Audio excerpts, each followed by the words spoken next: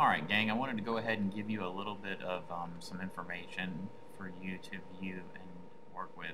For those that are working on the Webquest, I know you probably can open it up.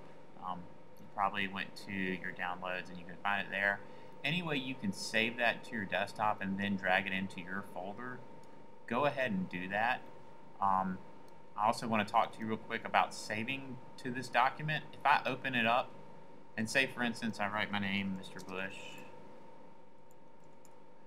and I start working on it, and I say, Mr. Bush, you raise your hand and you say save, and then you come back the next day and you start working on it and you say save again, or close it out,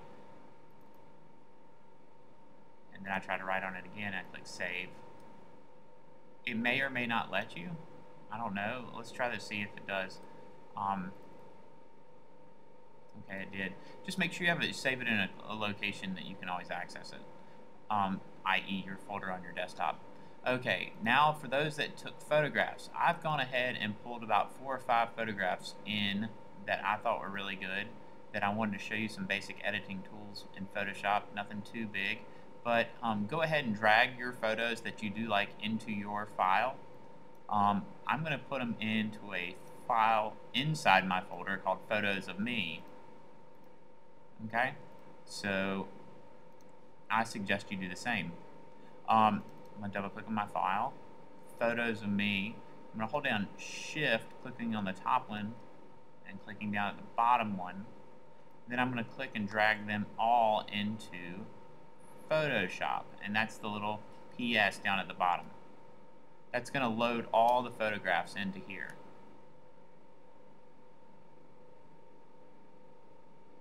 Okay, so I have all my photographs here to work with. And from here, what I'm going to do is begin the editing down process. And the first one I want to show you is cropping. It's the first thing you're going to do your photograph. Do I want to leave this here? Probably not. So I want you to click on the cropping tool, which is right here. It might be under another tool. You might have to click and hold down, but it says the cropping tool. And you'll click and drag in on the sides and hit return. Okay, this photograph is okay. There's a little bit of smudge stuff back there. I'm going to show you how to use the clone stamp tool real quickly. It's this tool right here. You click on it one time, and then we're going to sample an area by holding down Option and click over here. Option, click down, and then we lift up Option and we move our hand away and use just the mouse. And if we tap one time, you can see it gets rid of it. If I want to sample another area to get rid of something, I hold down Option, click, lift up, and then go click on that. Okay? And you can touch up just some small things.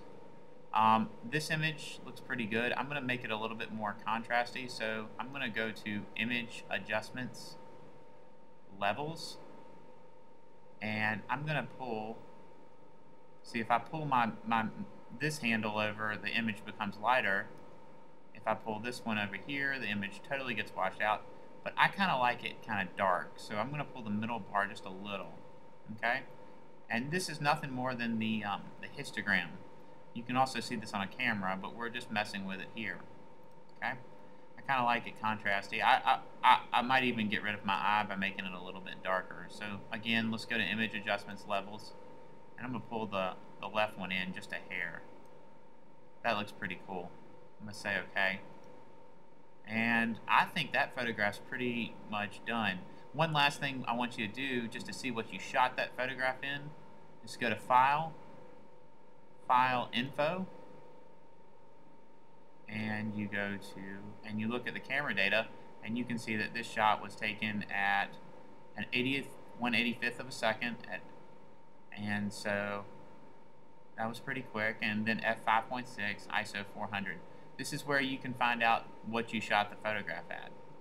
This is also, if you want to upload your photo to Facebook of it at any time, you can put the caption information, like what city it was created, the headline, credit line, who took the photograph. I didn't take it, but maybe you did, and maybe you want that when you upload it to be embedded in the photograph. it will show up actually in the photograph in Facebook if you change this information. All right, creator's job title creator. There you go, IPTC. Okay, so that's all we're going to be doing today. Look for photos that are sharp. Notice how this photograph here, get off that tool, is sharp. I saw a lot of you yesterday clicking photographs that had kind of a blur to them. Make sure they look good and sharp. That's the first thing you should rule. Then you should do the cropping, and then maybe a clone stamp or an image adjustment. And that's all we're going to do with our photographs. All right, signing off.